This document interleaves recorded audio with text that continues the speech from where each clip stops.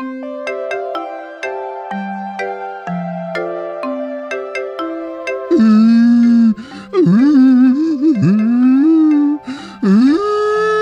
Matan, berkepiasan nyan.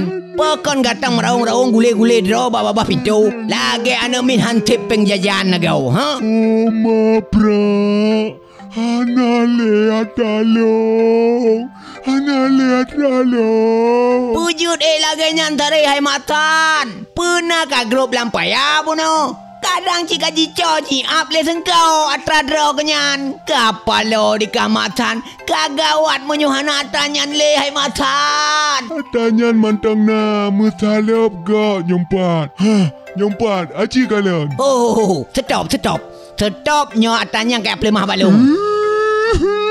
Menyo atanyan hana kado. Boh pucit gabu kata Matan. Pancuri, bra, pancuri. Kasar rumah long dikut mandum le pancuri. Tak silap Jepang tinggal sebelah. Oh, pancuri.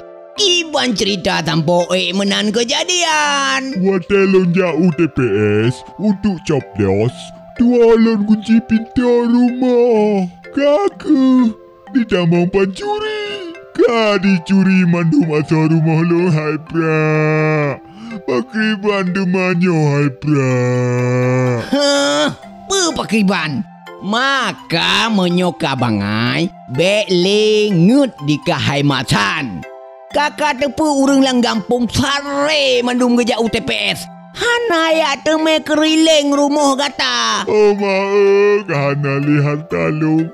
Balung wa dari TPS. Kadi hamole pancuri mandum rumah long dua long kunci hai pra.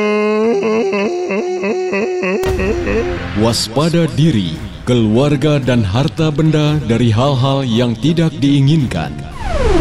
Ingat, saat Anda dan keluarga menuju TPS tanggal 17 April 2019, pastikan kain gorden telah tertutup dengan rapi, pintu dan jendela telah terkunci dengan benar. Amankan garasi dan pintu pagar. Ajarkan anak Anda tentang bahaya dari orang tak dikenal. Mematikan lampu yang tidak digunakan. Lihat, perhatikan dan pastikan kompor gas Anda di dapur sudahkah layak untuk ditinggal berpergian, walau hanya untuk sesaat. Pesan layanan masyarakat ini disampaikan oleh Polres Lok Semawe.